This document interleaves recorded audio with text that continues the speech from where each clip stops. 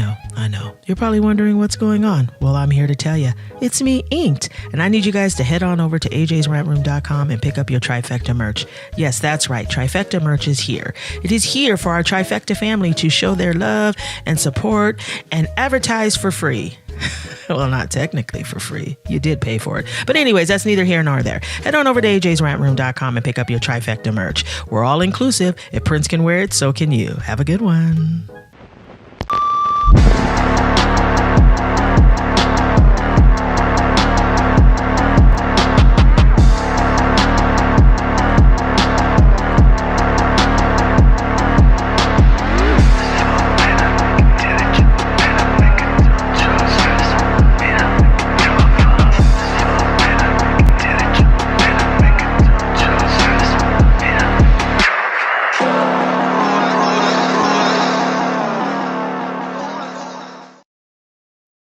It's always lit over at ajsrantroom.com. We got the best bags and accessories, our beloved Black Series. We got fresh lids for you hat lovers, fire jackets and hoodies, and of course we got you covered on the t-shirts. And introducing our first shoe line, Aloysius Germain. So get on over to ajsrantroom.com today and get to shopping. You won't be disappointed.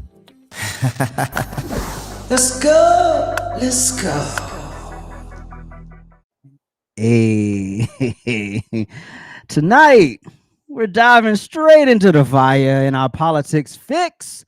We've got the latest on the peace talks between Ukraine and Russia. Big moves, big consequences. Then we're stepping into an uncomfortable conversation. Actress Amanda Seales thought she could hold court in a Jubilee debate with 20 Black conservatives. Oh, and we're unpacking this from just about every angle. Our Turntable Rewind takes us back to 1995, breaking down Billboard's top 10 artists of the decade. Some legends, some surprises, all funk. And of course, you know, it's going to be a hilarious time in our Leave Me Alone segment. And we'll close it all with an inspiration point that is going to lift you higher. All that and more coming up on the RANT Experience.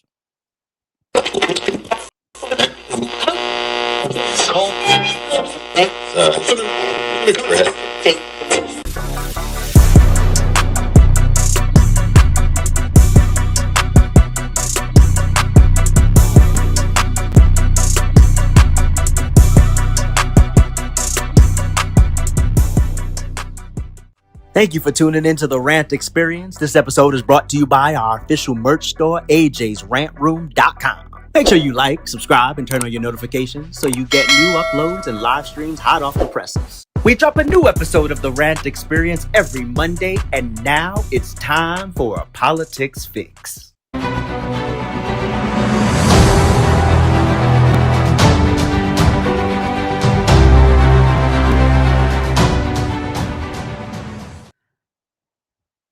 So, President Trump and Russian President Vladimir... Okay, I almost thought that was wrong. Okay, let's start again, shall we? President Trump called Russian President Vladimir Putin on Monday, while Ukrainian President Vladimir Zelensky and 7 European leaders were gathered in the White House. Two sources familiar with the call tell Axios why it matters. Trump said earlier Monday that Putin was expecting a call from him after the talks concluded. Trump said he hoped to quickly arrange a tactical summit involving both Putin and Zelensky, but Putin has yet to agree to that idea. Trump similarly called Zelensky after the summit with Putin concluded. In this case, though, Trump took a break from his meeting with the Europeans to place the call.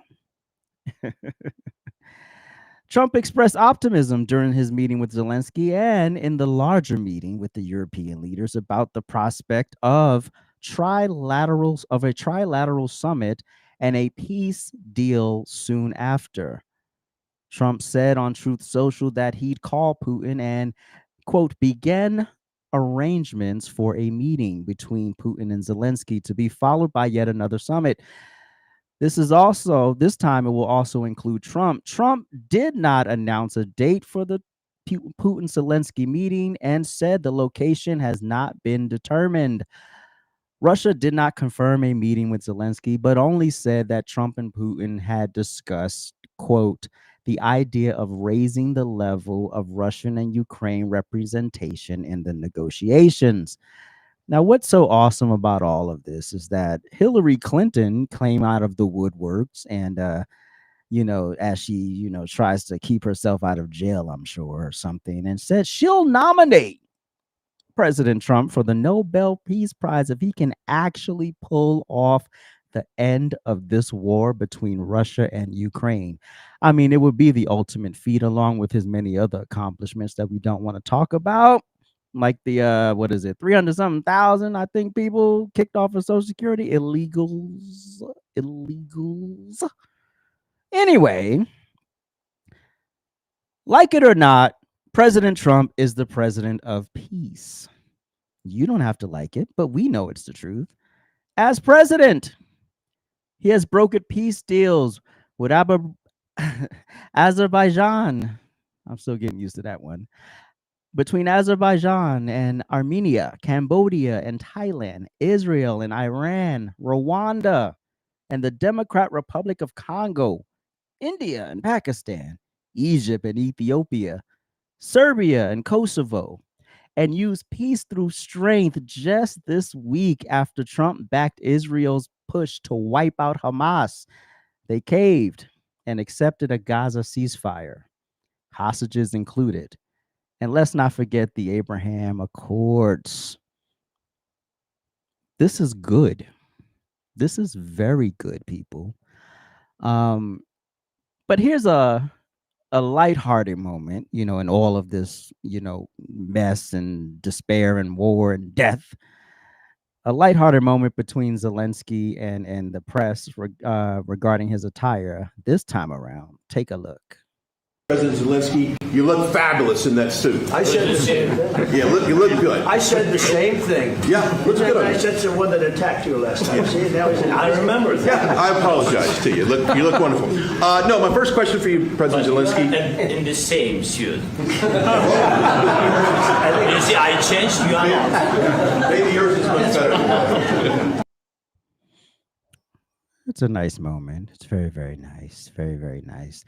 But he put on a shirt this time. It reminded me of that scene in the movie The Pursuit of Happiness where Will Smith, where Chris got arrested the night before while he was painting his house and for not paying parking tickets, and he had to spend the night in jail, but he had to interview the next day. And then he showed up to the interview because he didn't have time after they let him out to go change and clean up. So he went to the interview with the paint in his hair and everything and looking crazy. And I think he had a tank top on, if I'm not mistaken. And he's sitting in a meeting, and these are professional, straight-laced corporate dudes, and they're like, who the hell is this? But thankfully he has somebody in the room to vouch for him. One, that's about relationships, people out there crying racism. Two, he was able to charm his way through the interview and got through the process and then ended up getting a job at the end of the movie. But anyway, wear a shirt. First of all, if you don't know Trump is all about creme de la creme. You never see Trump with a wrinkled suit. There's never a tie out of place.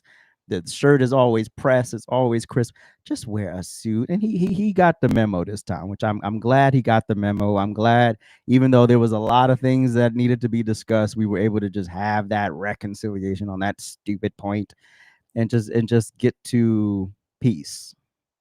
We're headed in the right direction. And this isn't going to be one of those, expeditious peace deals. It's going to take some patience. It's going to take a little bit of time. It's going to take some grit. It's going to take some bombacity. It's going to take Trump trying to get these two people to the table to have the more important conversation, which is saving the lives of both of their citizens. And let's get on with this. And but in all of this, God bless America. You feel me? God bless America in all her glory, because only because of America is peace being rendered around the world. And only because President Trump is the man in charge are we getting these things done. And he doesn't get the credit that he deserves on these things, you know.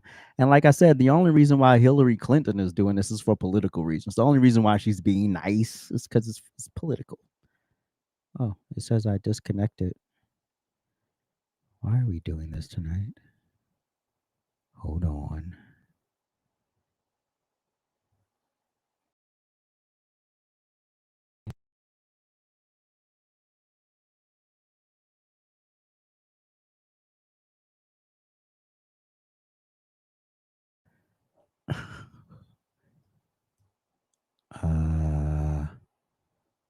Okay. I guess we're back. All right.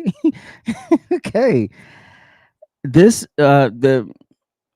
Listen, bear with me. The Wi-Fi has been a mess all day. It's been freezing. It's been back and forth. I didn't want to cancel 2 weeks in a row, so here I am. We're gonna get through this. Anyway, so what happened on this day in American history? So what happened on this day in American history? In 1587, the first English child was born in America. Virginia Dare was born in Roanoke Colony, the first English child born in the New World. In 1838, United States Exploring Expedition headed by Charles Wilkes departs for the Pacific Ocean and Antarctica. In 1919, Anti-Cigarette League of America forms in Chicago.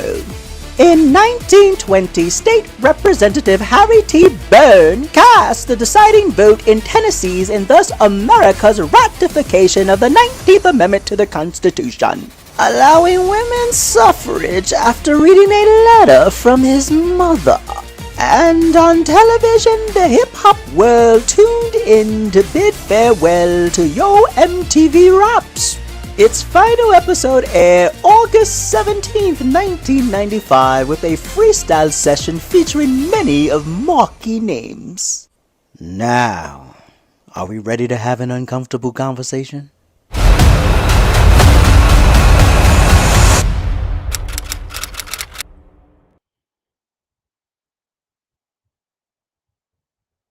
All right, now let's cut through the noise.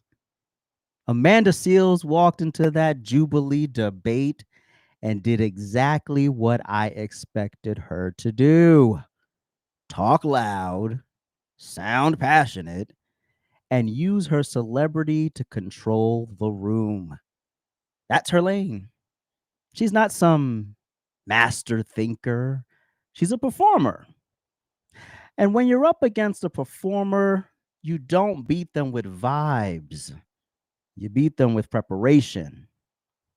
There were too many of those 20 black conservatives who, in my opinion, didn't bring it. They dropped the ball. See, when you step into the ring with somebody like Amanda, you have to know her playbook.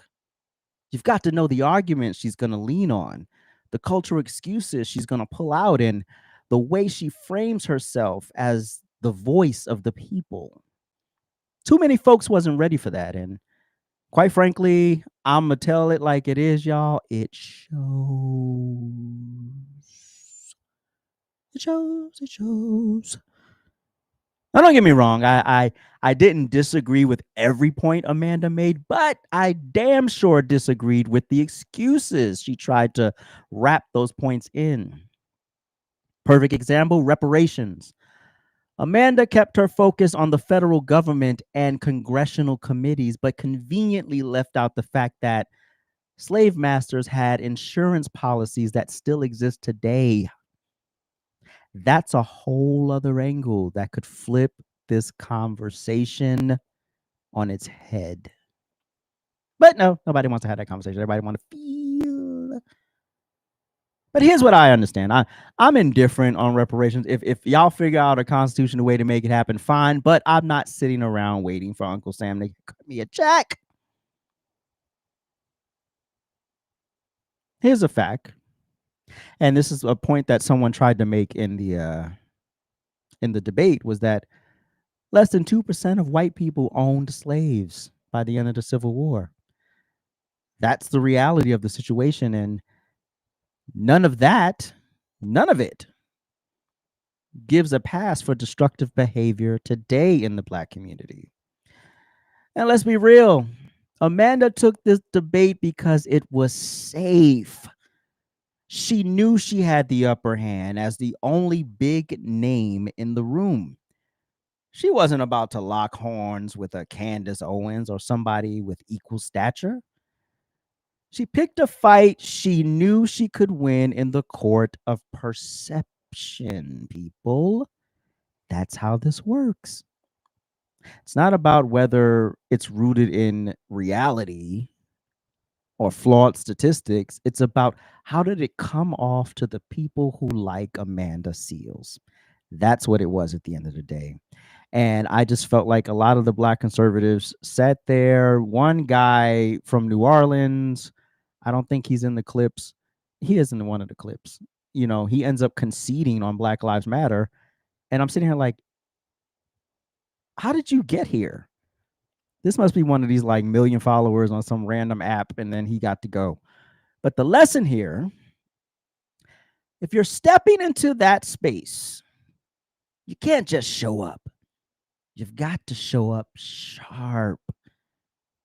You've got to break down her arguments, not just with stats, but with clarity and cultural awareness. Because when you know how to expose excuses for what they are, the performance falls flat. And when that happens, the truth stands tall, no matter how loud the other side yell, no matter how passionate they get. The truth will always stand tall. But you've got to make that happen.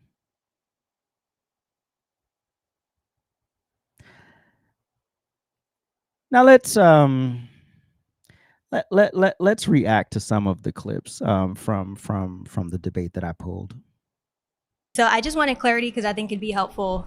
You said radical. I wanted just clarity on that. And then also with the reparations, you said it's not just money, it's other things. I just want to know, like, what do you see as like the grand picture of what would help? The grand picture of what would help? Of reparations, like what does that look like to you? Oh, great. What reparations looks like to me is a combination of reparations and remunerations. And reparations are about repair for damages that have been caused based on harm. Remunerations is a monetary response to work that has not been paid for. So if you come and paint my house and I don't pay you, you can take me to court and get remunerations for the work that you have done. So we're actually owed both.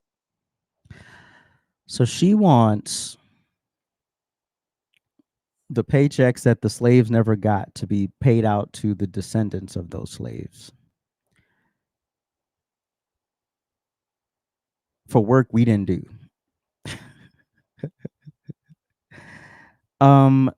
If those people were still alive, abso-freaking-lutely, run them their money, absolutely.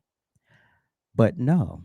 And like I said, we're approaching this from the wrong angle. First of all, we're approaching this as Black Americans, which there's no country to call Black America, right? There's no country called Black, right? And the people who, quote, painted the house are no longer here. So what do I need that check for? I mean, obviously everyone can use some money, but I'm not saying, but I'm just saying, what would be the point of the government cutting a check? We're going about this the wrong way. First of all, not every state in the United States was a slave state. That's the first thing. So you have all of these states out west, many in the Midwest as well, that never had slaves. Hawaii was barely here for Jim Crow. Well, we want Hawaii to chip in for the reparations for historical hurts. Hawaii wasn't even a tickle in his pappy sack in terms of being a state.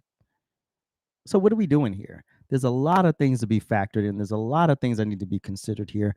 But ultimately, going about this towards the government and then sitting back and ignoring the problems and the despair and the disparities that go on in the community right now is ridiculous. Let's watch another clip. So essentially, when we were living in our own communities, we were also policing our own communities. So we were not being used as statistics in the same way to determine how resources were provided to our own communities. When we were going to the government saying, hey, we deserve because we are supposed to be separate but equal, we weren't saying, hey, we want to be with y'all. We were essentially saying, we want what you are stating we deserve. And that is what all of the efforts of the civil rights movement has been. It's literally just been to say, you said when we got out of the Civil War that we would be considered citizens, and all citizens should be getting equal access to these things. However, you are actively allowing the Klan to harm us. You are actively allowing... Who's killed more black people, the Klan or us? I would like to continue my statement. I let you speak uninterrupted. You did. When we talk about this concept of who is harming us, we are really making a false claim when it comes to black on black crime, as if there isn't white on white crime. Yeah, there is white on white crime. But the issue with black on black crime is that black people are also attacking all the other races as well in disproportionate rates. That's the reality we have to face. And I'm not buying, and this is where I wish someone, and maybe they did, because I only watched the first hours, like an hour and a half. I was like, and I had a headache by the end of that hour. But I was like, you can push back on rates or whatever. I lost my thought. Hold on. Play it again, Prince, please, so I can jog my memory. So essentially, when we were living in our own communities, we were also policing our own communities. So we were not being used as statistics in the same way to determine how resources were provided to our own communities. When we were going to the government saying, hey, we deserve because we are supposed to be separate. Okay. Oh, all right. So, yeah, we that's a lie. The civil rights movement was all about integration. It was forced government integration. You know, how do you? Why was the National Guard sent to Arkansas to what? Have lunch? No. So it was government sanctioned integration. That's not what happened, Amanda. Come on. Now, there was a time when we were self-sufficient, but then we got looped into this thing called the Democrat Party. And after we got looped into that thing called the Democrat Party is when everything started to fall apart. Sorry, hold on. Need to... is when everything started to fall apart. Because Democrats convinced us that they were the party for us, when in fact, they were literally the same people. Just this time they buddied up to us and convinced us that they was the homie. And then we fell for it. And now look, these slums you speak of, and I know you said in the piece that you're not a Democrat, but when somebody tried to challenge you on how the bulk of black folks vote, I think it was ABL, when he tried to challenge you on the way that the bulk of black folks vote, you wiggled your way out of it.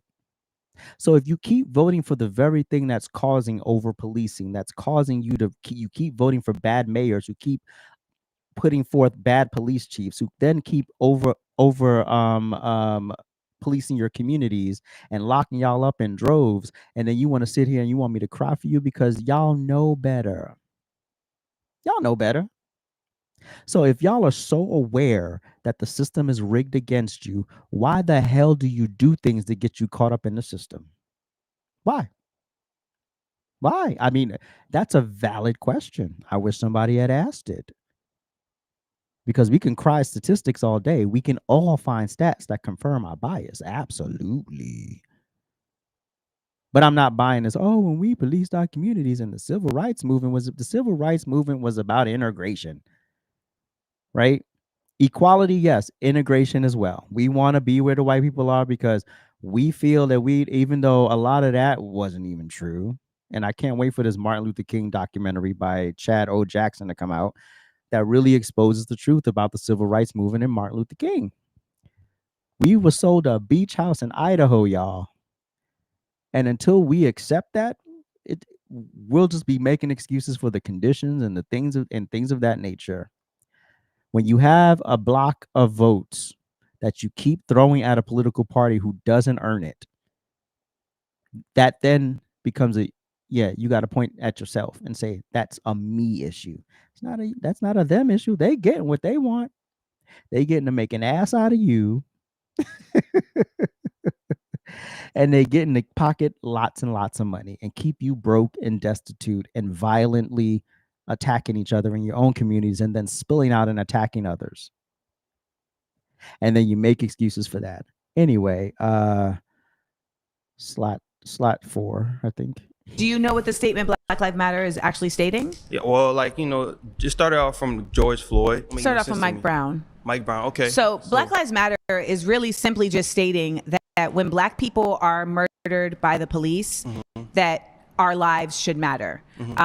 And that oftentimes it is not considered. It is oftentimes presented as we deserved it, or we must have done something to cause it, and that our lives are disposable. We also don't ever see true justice on the same level as others when the police incur violence against Black people. So Black Lives Matter is a statement asserting that our lives are worth justice, our lives are worth preservation, and we have seen in innumerable instances a level of restraint operated between the police and people of other races.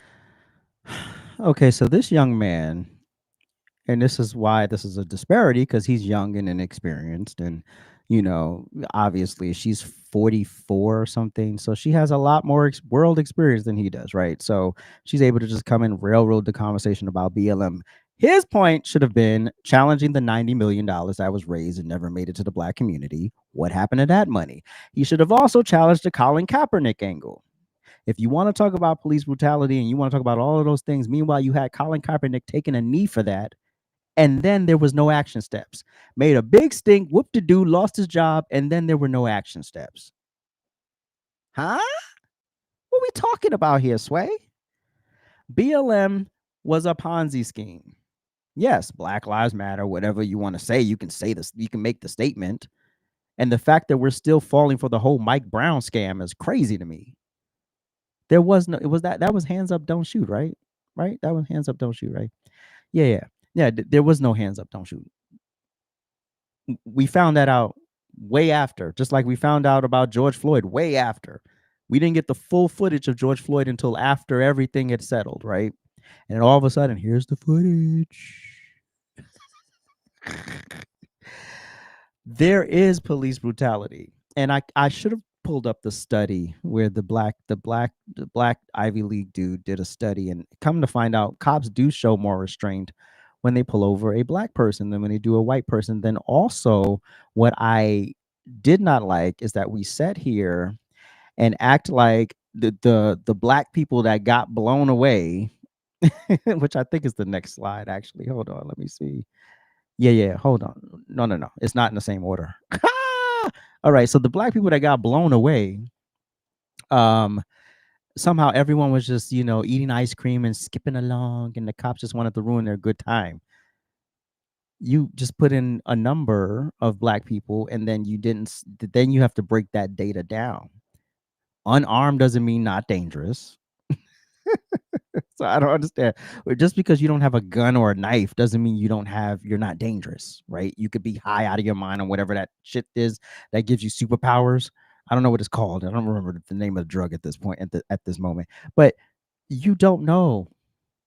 This police officer doesn't know you, and you don't know them. It's not about race. And so to sit up here and make excuses for why people commit crimes and the trauma and the emotionalism and Hurricane Katrina and disparities, because she did all this with this young man. And then this young man just conceded. He folded and shook her hand. It was like, yeah, I agree with that. I agree with that. I agree with that. Because he's 12 years old. That's why. He's not gonna challenge you because you're like a motherly figure to him, right? So he's like, he's walking the line of respect and, really trying to stand on business. But if you're going to stand on business on BLM, you got to call out that money. You got to call out that money. You got to call out the lies. You got to call out the fact that this was really a storefront for the LGBT community. You had 3 fat Marxist lesbians running a Black organization. What Black man, what Black alpha man is going to let 3 Marxist lesbians lead him? You show me him and I'll laugh in your face. Because it ain't going to happen. It ain't going to happen. What's the Beyonce lyric? I could do for you what Martin did for the people, ran by the man, but the women keep the tempo. Yes. The women keep the tempo. But they ain't running shit. And then $90 million. Poof. To the wind. Never to be heard from again. And if you question it, you ask anything about it, you're racist, you're white supremacists, or other organizations do this too. Because there's always somebody else do it too. Everybody else do it too. Everybody else do it too. You got to go in there with your iron sharp. And I understand it's a very high pressure situation. And then I will watch a video a little later where 2 people responded. I pulled 2 response videos from the debate. And it was a very high pressure situation. And I get it. You know, you can get flustered. You can lose your train of thought very easily. But that's where you got to practice, dog. You can't go into these debates like you're on TikTok live. You got to go into these debates like she means business. She means this stuff coming out of her mouth. Right. And it's not about proving her wrong. It's about you standing on business and offering the other perspective. Because ultimately, I believe we all want safe communities and just to be left the hell alone and to do our thing. But we just have different ways of trying to get there. But for you to just let her railroad the conversation, yeah, she likes to hear herself talk. It is what it is. Slot 5. And I'm not saying that there are not other factors, but we know that we kill each other at a disproportionate rate than any other race. Now, why we do that and why 6,000 to 9,000 Black men are going to be homicided or killed or whatever by the end of the year annually by other Black men, whereas the likelihood of a Black man being killed by a white police officer is less than 150 per year. We know that we kill each other at a higher rate. So I'm not debating that they're not. So this is the stat that I was talking about right here. So I thought we had saw it already. So this stat is so flawed right here because it just shows Black men killed by police. It doesn't say there's no factors, there's no mitigating factors. It's just, oh my God, Black men got killed by police. And she misspoke, I'm sure. I'm sure what she meant to say was unarmed. And then even when you say unarmed, still doesn't mean not dangerous. People also got to make that clear, right? So the fact check is a little side eye on the fact check there. Keep going.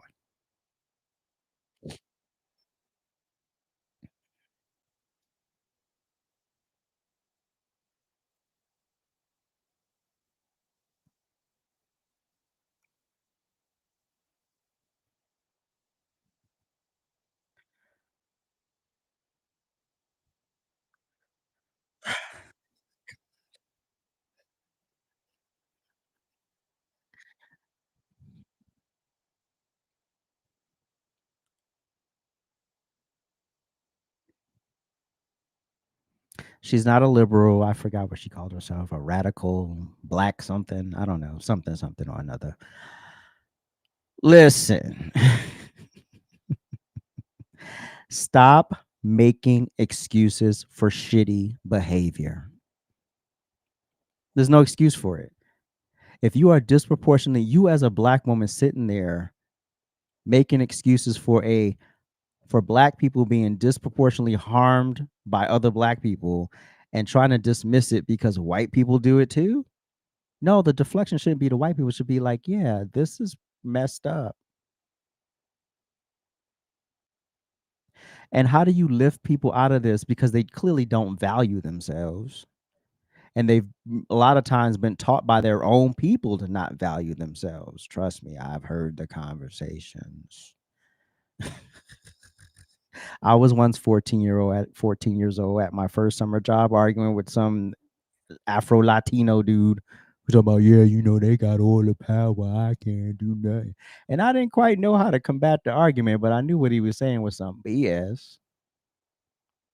So yeah. If you want to be a victim, go be a victim, but don't be mad when somebody calls it out. These stats are great. Stats are great. We all love stats. But stats is not stats isn't doesn't solidify the argument. It's just a reference, right? You can reference a stat, but then you have to unpack that statistic, right? So it's really annoying when we're sitting here, oh my God, black people, we gotta make excuses for the blacks because the blacks don't do it. No. No.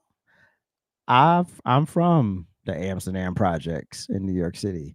I had the same 24 hours that the people who was dealing drugs had. I had the same 24 hours that the prostitutes had. I had the same 24 hours the crackheads had. We just chose to use our time differently, right? That's it. I chose to get the hell out of here. I knew that this wasn't going to work, and that was it.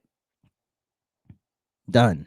I saw the disparities literally when you see people across the street from you living in $1 million condominiums with fur coats and tailored suits and doormen, and you sitting there like, oh, no, it wasn't on television. It was right there in 3D. So yeah, cut the crap. Cut the crap. We have mind effed ourselves out of the American dream because we believe, because of our dark history, that somehow we'll never overcome until the government comes in and determines we're great. Never gonna happen.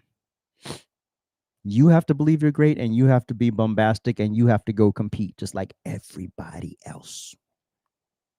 Nobody's an exception. There was another clip where she talked about she shouldn't have to prove her worth or something like that, something about worth and value or whatever. Everybody has to prove that. You don't just walk up to a stranger who wants to hire you and just be like, hire me because I'm cute.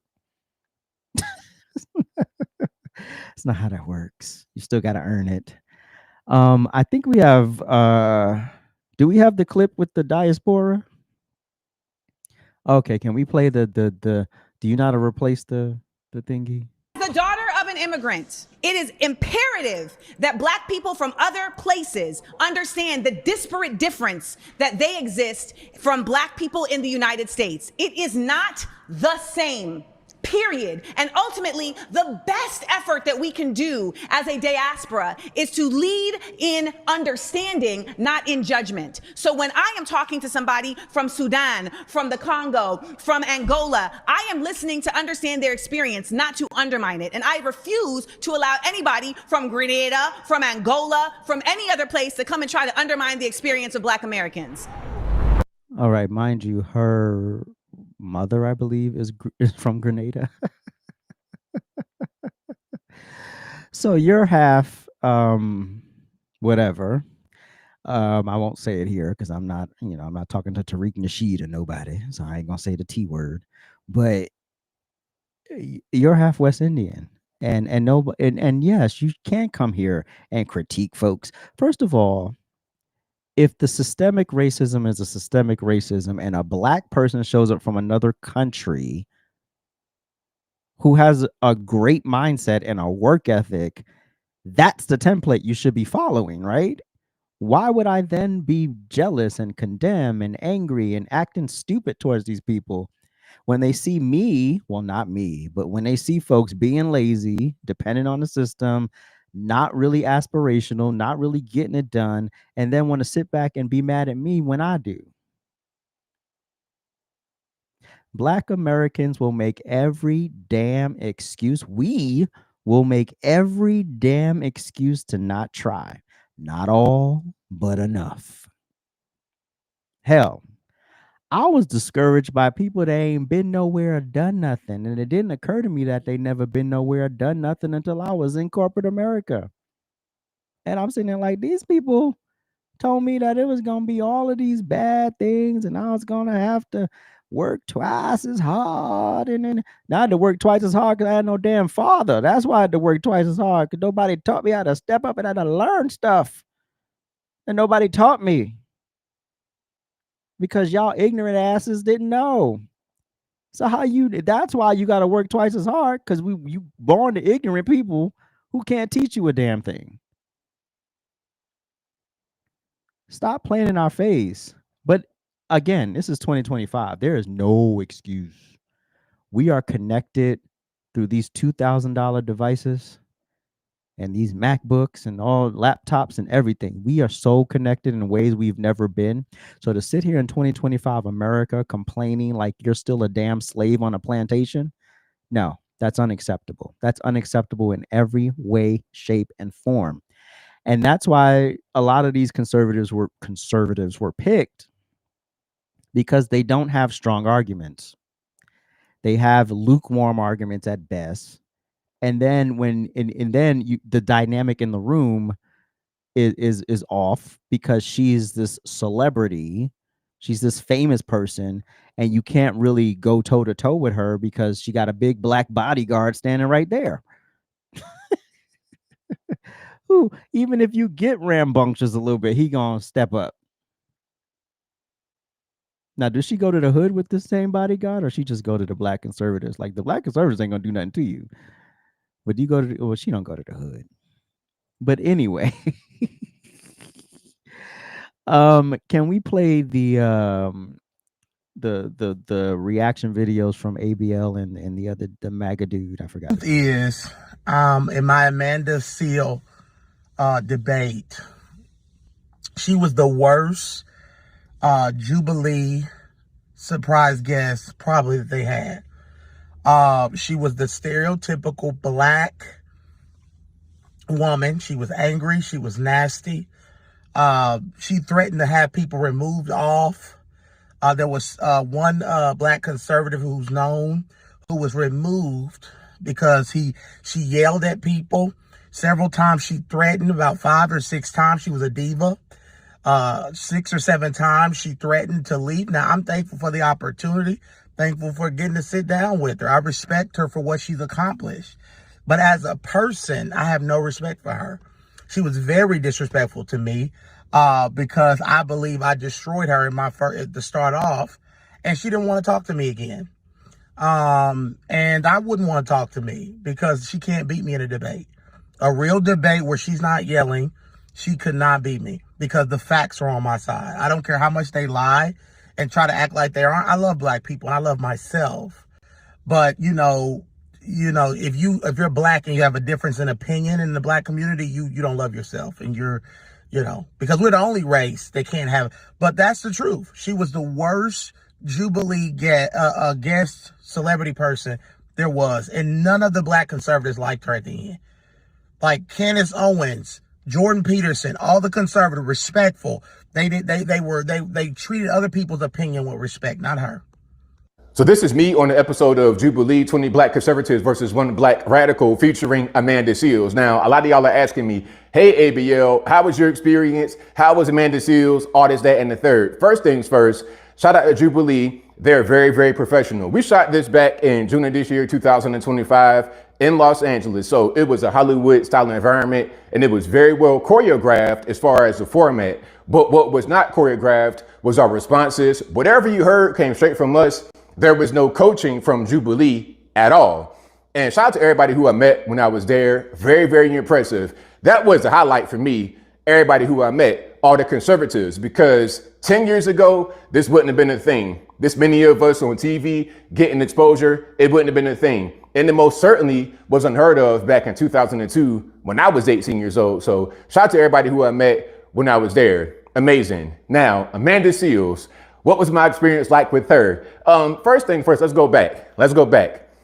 She was actually a child star on Nickelodeon, if you didn't know. And her moniker back then was Amanda Diva. And when she came into this set, I saw some of the diva energy immediately. First of all, you got a big, huge security guard.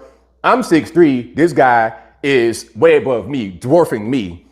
And she had like a cup of coffee and an iPad for some reason. We could not have our phones, but she had an iPad. I don't understand why, but I saw the diva energy immediately. And her tactic throughout the entire time was, if she got back into a corner and they got a little bit heated with the back and forth, she would threaten to leave.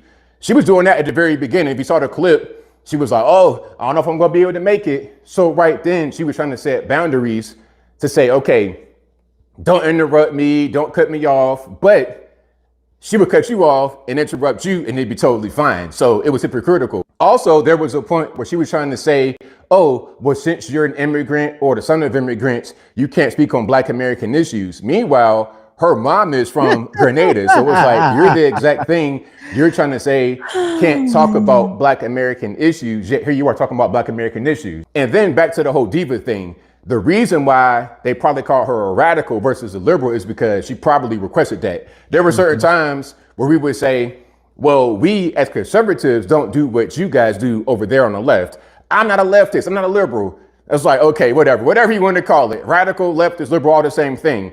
You're talking about Gaza, trying to help them. We don't care about that. We care about us here in the US of A. So she wasn't a terrible person. I tried to be nice and have some kind of decent communication with her. I gave her a fist bump at one point.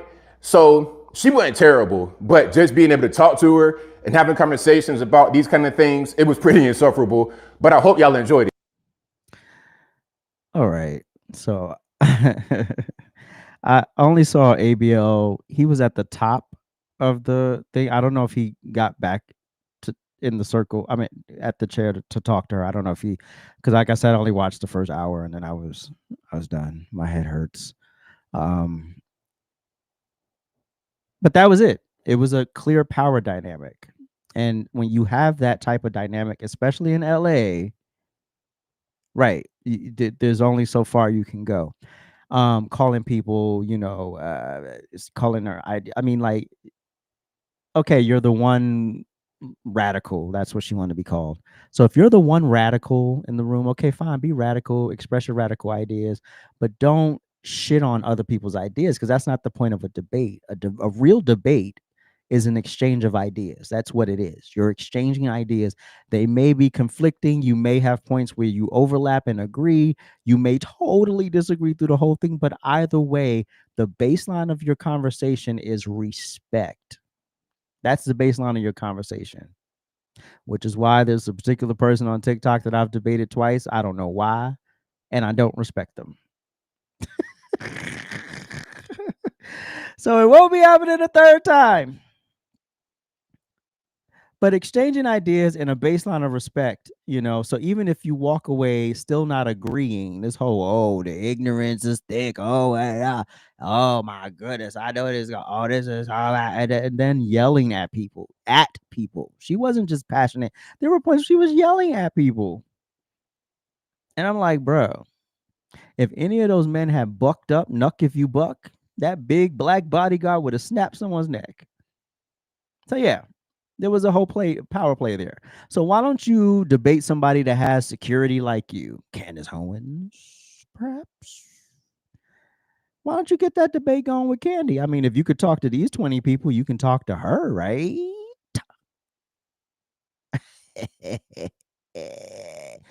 Or was the money not right when they said you want to debate Candace? They couldn't meet your rate. Is that what happened? Well, have your agent call again, see if they can meet your rate. I'm sure Candace would love to sit down and talk to you. We look forward to it. Anyway, this is our Turntable Rewind.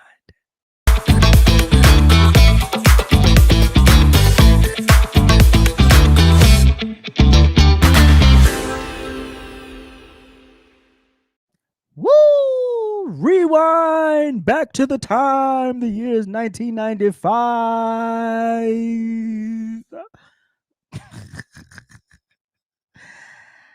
And the number one song in the country is Waterfalls by TLC. By mid-August 1995, TLC's socially conscious ballad Waterfalls had become the biggest song in the country, sitting at number one on the Billboard Hot 100. The track stood out not only for its smooth R&B harmonies and memorable chorus, but also for its bold message addressing issues like drug abuse, HIV/AIDS, and the dangers of chasing, quote, waterfalls.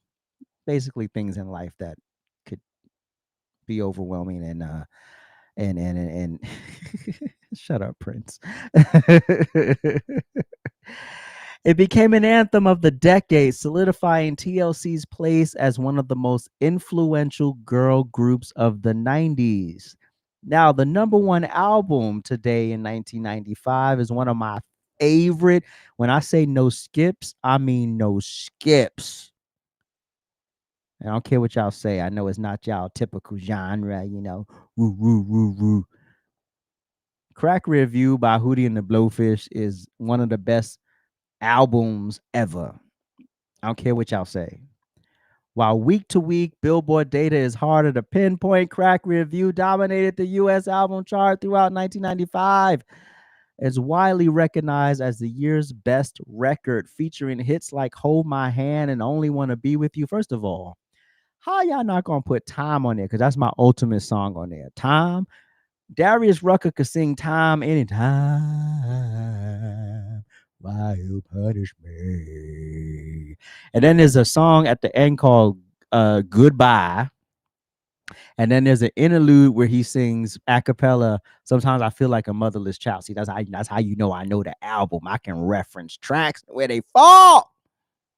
Anyway, one of the bestest. The album blended rock, pop, and a touch of soul, resonating with both mainstream and college rock audiences. Its commercial success made Hootie and the Blowfish household names, and the album went on to sell over 10 million copies, making it one of the defining soundtracks of the mid-90s. Now, per usual, the number one movie that I did not see was Mortal Kombat. At the box office, Mortal Kombat was the breakout film of this week, debuting at number one with over $23 million in tickets sold. Adapting from the controversial yet widely popular video game franchise, the film brought larger-than-life characters like Liu Kang, hopefully I said that right, Raiden, hopefully I said that right, and Sub-Zero to the big screen. Despite mixed reviews from critics, audiences embraced its martial arts action and fantasy spectacle, cementing it as a cult classic. Its success also proved that video game adaptations could draw blockbuster audiences, paving the way for future game-to-film projects. Whatever. I guess. Rewind back to the time. All right. So Billboard magazine. I added that. Billboard magazine added its top artists of the 90s. Released their top artists of the 90s. And of course, you know, since this is the best era in music, there was no way I was going to let this fall by the wayside and never reference it. So let's review the charts, shall we? Hold on. Let me get my screen together, though. Boo bit what you got. All right. All right. So coming in at number 10, we have Toni Braxton. Unbreak my heart. Michael Bolton coming in at number 9. Shout out to Michael Bolton, who's currently battling brain cancer, and he's being treated, but it's the same one that took out John McCain and the one that took out Joe Biden's son. So, you know, shout out to one of the greatest male vocalists to ever pick up a microphone. Shout out to Michael Bolton. Coming in at number 8, we just talked about them. TLC, don't go chasing waterfalls, people. TLC, one of the best acts of the 90s. I absolutely agree with that. Coming in at number 7, Madonna. I mean, the Ray Light album was pretty dope. I like Ray Light. The last Madonna album I really liked was Music. That was a dope album, too. Music was a dope album. I think that was 2000, right? That was like 2000. I don't think that was 90s. But Ray of Light was a dope album. What else she had in the 90s? She had Vogue and she had some other stuff. Oh, Erotica was in the 90s too. That was a good album. Well, it was an okay album. But Ray of Light, if you want a Madonna recommendation. Coming in at number 6 is Celine Dion. She's the best singer in the world. One of the greatest, one of the best to ever do it. Coming in at number 5, the icon, the legend, the amazing, the wonderful Miss Whitney Houston. Rest in peace, Nippy. Jumping in at number 4 is Garth Brooks. Garth Brooks was everywhere in the 90s, and I couldn't tell you one song. I couldn't tell you one Garth Brooks song. I just wasn't into him. And I like some country music, but I don't know, just something about Garth Brooks I just couldn't get into. Rolling into at number 3. Yes, Boys to Men coming in at number 3. Yeah, I mean, they got the hits. and apparently very shiny lame suits. Um, coming in at number 2. Oh God. How could we ever go wrong? How could we ever go wrong with that smile? How could you ever go wrong? It's Miss Jackson. Hey. And rolling in at number 1 is the one who racked up everything in the 90s is Miss Mariah Carey.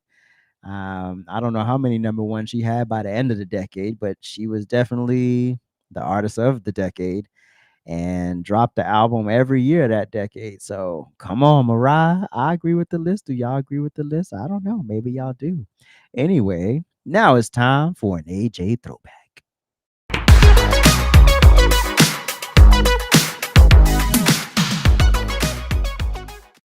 Ooh, ooh. Hey, hey, look at that whippersnapper there.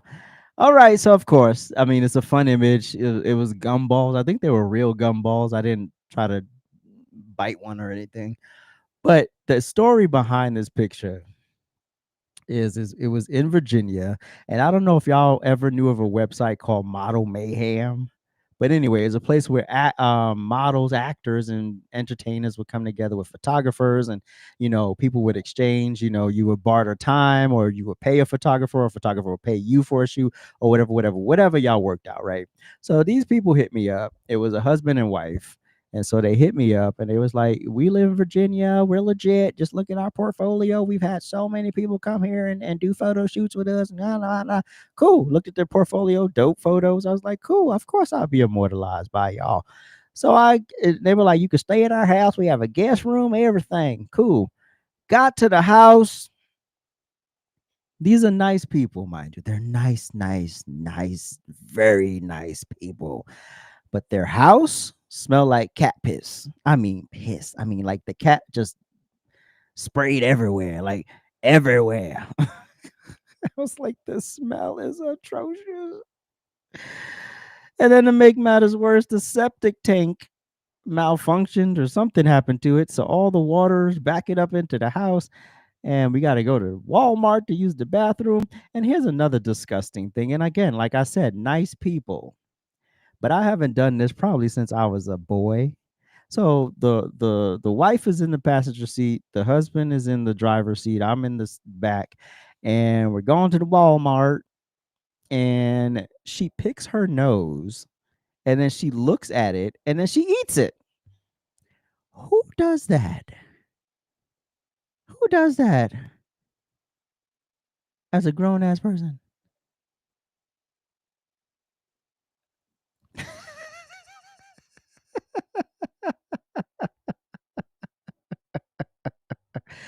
Wait, shut up. Anyway, so that's the backstory of this photo. We did a lot of setups. We did, I don't know if y'all saw the one with the tiger face. That was that shoot. The one with the yellow shirt. That was that shoot. There was another one we did. I don't remember the setup, but maybe I'll share that again one day. But anyway, great time, smelly ass house. And then they got the septic tank fixed the same day. But still, the fact that, I'm there, yes, I'm grateful they didn't chop me up and Jeffrey Dahmer me, but thank God they were good people. They were cool people. I don't know where they are now. Hopefully they're alive and well. And let's move along, man. Leave me alone. Don't just leave me alone.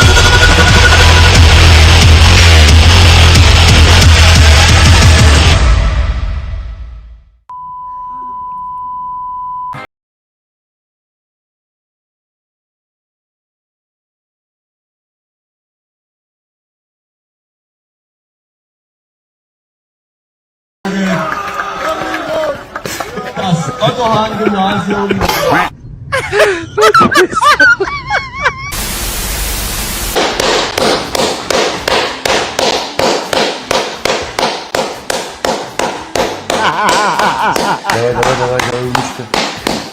Now, if you was thinking what I was thinking, we friends now.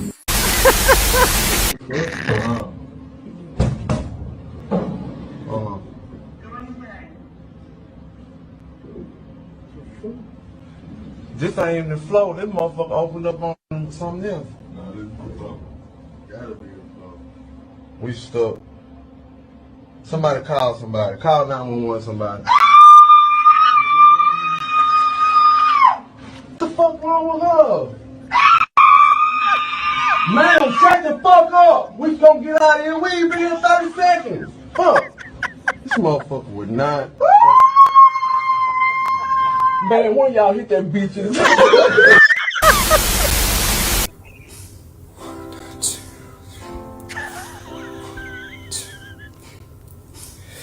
Yes, yeah, again.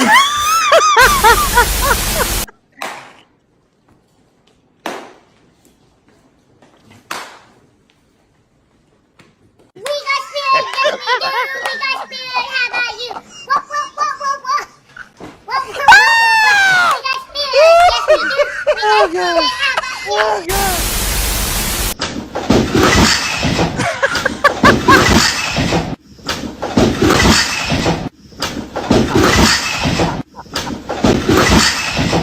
Oh my God! I would have killed him.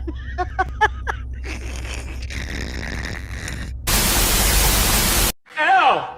Yeah, 4 L's. Pick that up, turn it over. Lay it down right over that London trip down there. 650. Y.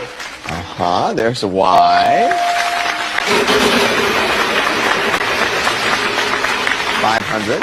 G. 1 G. 700. C. Yeah, there are 2 C's. Wow. Okay. That's all. Oh, that'd be a good idea, yeah. Mythological hero H-list.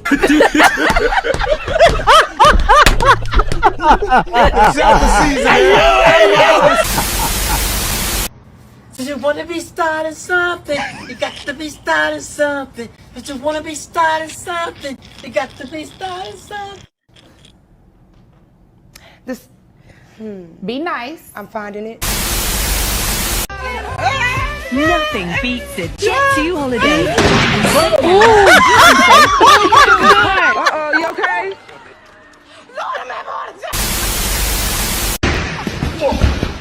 Hey, hey, hey, hey, hey,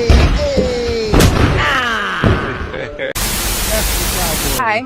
I've got no kids, a 780 credit score, and I just got a job at Tesla. Thought I'd shoot my shot. You work a 9 to 5? Ew. It's giving brokey. 6.5 hours later. Man, they just gave me probation for a little misunderstanding at Target. I'm trying to change, though. What's your number? Ooh, you got potential. I love a man with a record and a dream.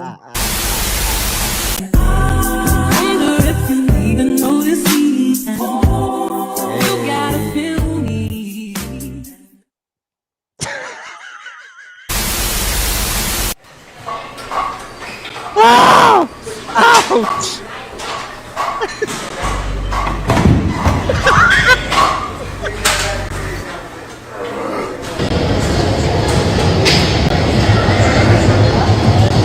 Hell.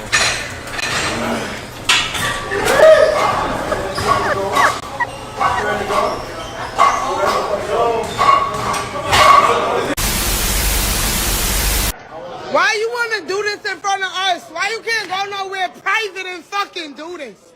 When I say I want to die, I be in the house. Like, that's what I'm saying. Everybody got somewhere to go. Like, get this nigga off the tracks. Yo, New Yorkers don't care. New Yorkers. New Yorkers don't care. Like, I got somewhere to go. I ain't got time for this. Why are we back at the throwback? All right, let's land at our inspiration point.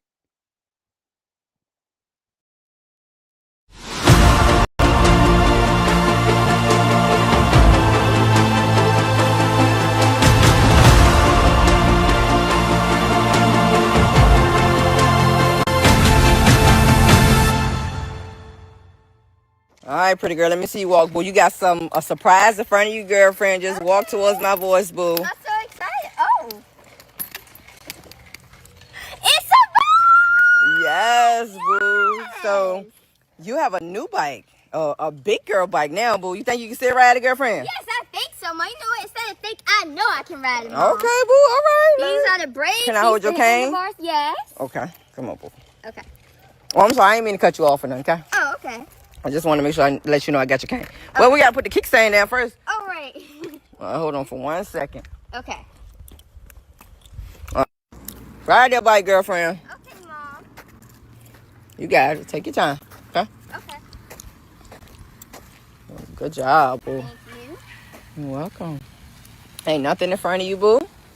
You ain't got to go fast, though. Okay. Okay? Okay. Okay, girl. Thank you. You're welcome. Keep going. I'll let you know when to stop. Keep going. Keep going. You ain't got to turn yet. You keep straight. All right, turn towards my voice. Turn towards my voice. That's right. That's right. Why you riding with me, girl? Yeah, Mom.